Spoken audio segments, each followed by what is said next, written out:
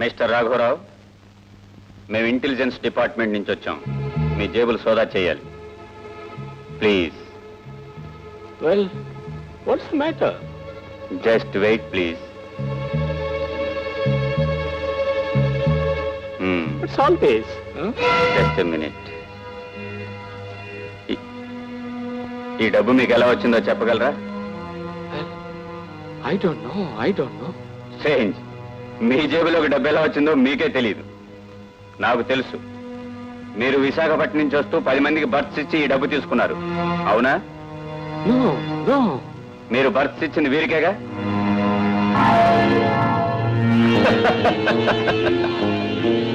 ఏమో అనుకున్నాను.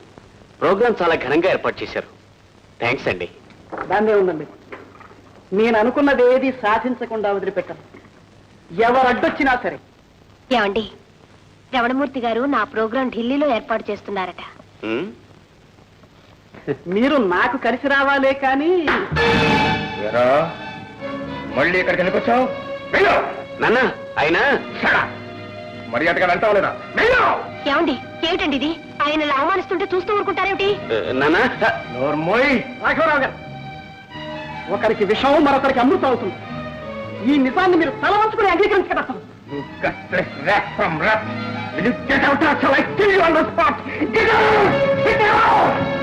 ఏమండి, ఏం జరిగిందండి? నాన్న, నువ్వు చేసింది ఏం బాగాలేదు. రాఘోని వాళ్ళందరూ ఇంట్లోంచి కట్టుకుని బయటకు పోండి.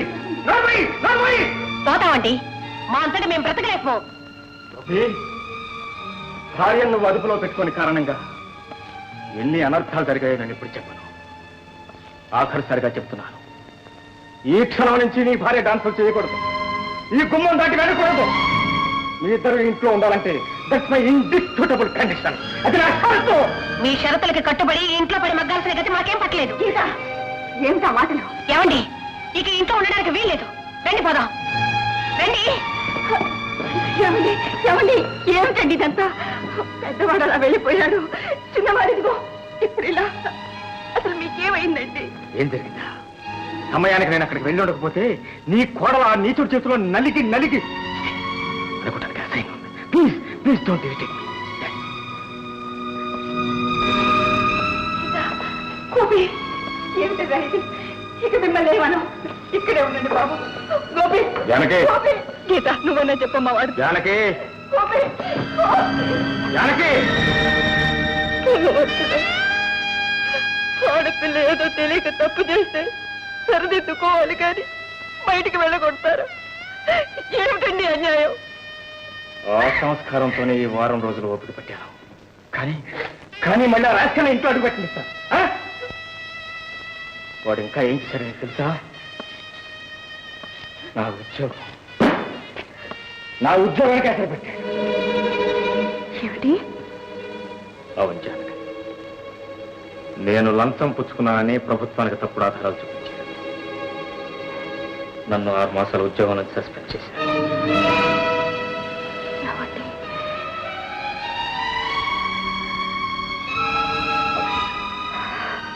నాన్న, వాసు దగ్గర రాలేదా? రాలేదమ్మా. నాకు గుంటూరు ట్రాన్స్ఫర్ అయింది. ఆ విషయం చెప్పేద్దామని వచ్చాను. అంతేనా? అవునమ్మా. మీ నాన్నగారు జాను, వెళ్ళొస్తానమ్మా. ఫోన్ చేసి వెళ్ళాయన. బట్టలు అవి సర్దుకోవాలి. దొరికేది చూస్తూ ఉంటుంది. వెళ్ళొస్తాను.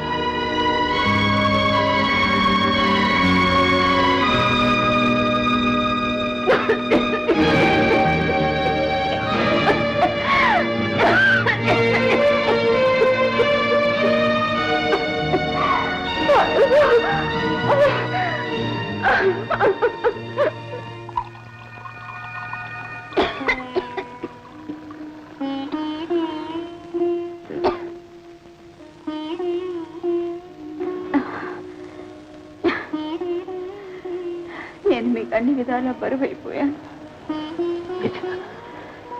నీ బరువే లేకపోతే నా బ్రతికే చెప్పుకుని ఒకరికొకరు సేవ చేసుకోవటంలోనే భార్యాభర్తల అనుబంధం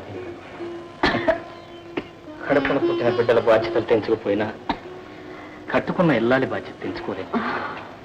జాను, ఇన్నాళ్ళు నువ్వు నాకెంతో సేవ చేశావు. కొన్నాళ్ళైనా నన్ను సేవ చేయి.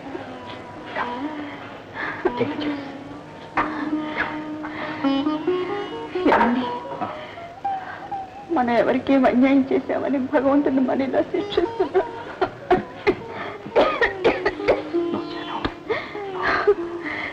అల్లారు ముందుగా పెంచిన బిడ్డలు మనకు దూరం అయిపోయారు. ఇక మనల్ని ఆదుకోవడానికి ఇంకెవరు లేరా అండి?